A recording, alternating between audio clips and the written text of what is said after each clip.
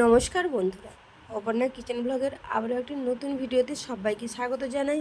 বন্ধুরা কেমন আছেন? আশা করি ভালো আছেন, সুস্থ আছেন, যে যেখানেই আছেন। তো আপনাদের ভালোবাসাতে আমিও খুব ভালো আছি। তো আজকে বানাবো কুলের আচার। তো কুলের আচার বানানোর জন্য কী নিয়েছি সেটাই আপনাদের সাথে শেয়ার করি। তো দেখুন, কুল নিয়েছি 1 কিলো মতন। তো এটা কি কুল তো জানাবো না আমি। তো আপনারা কে কে জানেন অবশ্যই কমেন্টে জানাবেন। তো কুলগুলো আমার পেকে গেছে, তো যে পাকা কুল দিয়ে আমি আচার করব আজকে। তো আচারটা খেতে দারুণ লাগে এই কুলের। তো বন্ধুরা আপনাদের কাছে আমারই রইল, কমেন্টে জানাবেন এটা কি কুল। তো যাই হোক, চলুন এবার আচারটা শুরু করা যাক। তো প্রথমে আমি ভালো করে ধুয়ে নিয়েছি কুলগুলো। ধুয়ে নিয়ে এসে একটা গ্যাসের মধ্যে কড়াই বসিয়ে দিয়েছি। তো ওর মধ্যে একটুখানি জল দিয়েছি, তো এতে জল বেশি লাগবে না। তো কুলগুলো একটু ভাপিয়ে নেব আমি। তো দেখুন দাগ হয়ে গেছে, গাছ থেকে পড়ার সময় নিচে পড়ে গিয়েছিল ইটের উপরে।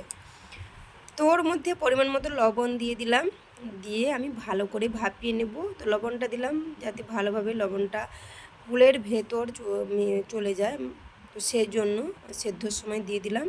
তো একটু হালকা করে হলুদ দিলাম, তো সাদা লাগছিল সেই জন্য। তো যাই হোক, ওটা ভাপাতে থাক। আমার এখানে কি আগে থেকে লঙ্কা ভেজে নিয়েছিলাম, দেখতেই পাচ্ছেন। তো এতগুলো লঙ্কা ভেজে নিয়েছি, তো দেওয়ার জন্য এইভাবে দেখুন গুঁড়ি করে নিয়েছি একটা মিক্সিং বোলে করে।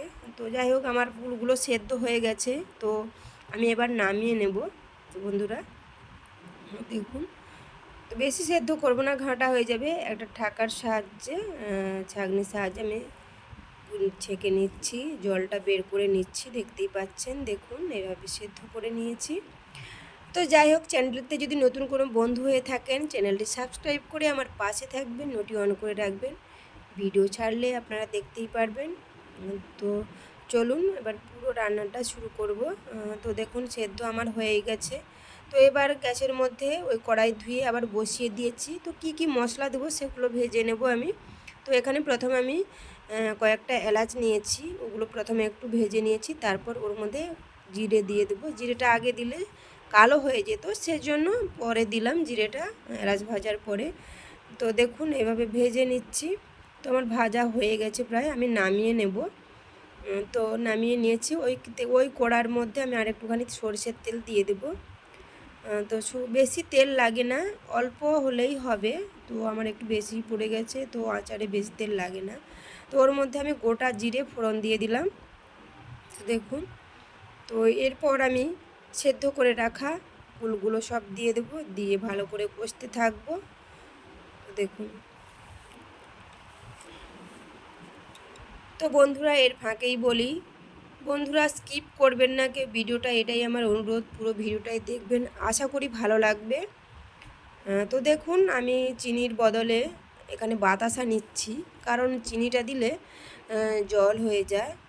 তো বাতাসা দিলে জলটা হয় না, এটা আপনারা সবাই জানেন।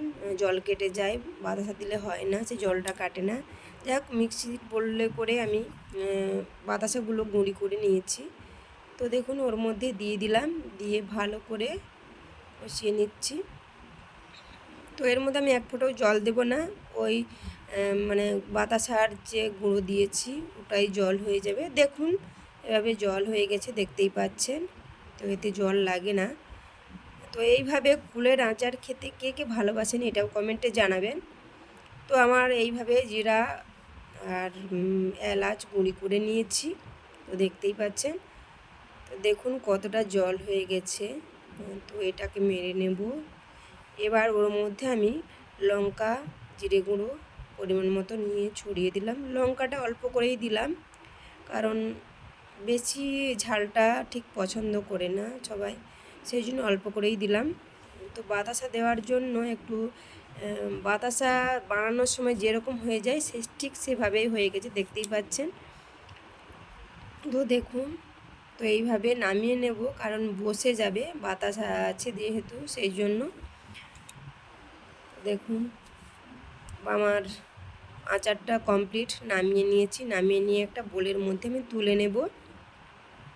দেখুন কালারটাও কত সুন্দর এসেছে, দেখতেই পাচ্ছেন। তো তুলে নিয়েছি। বন্ধুরা দেখুন। তো যাই হোক, ভিডিওটি আর বেশি বড় করব না, তো ভিডিওটি এই পর্যন্ত। তো দেখা হচ্ছে পরের কোনো ভিডিওতে। তো আচারটি কেমন হয়েছে অবশ্যই লাইক কমেন্ট করে জানাবেন, আর কি কুল সেটাও জানাবেন। টাটা বন্ধুরা।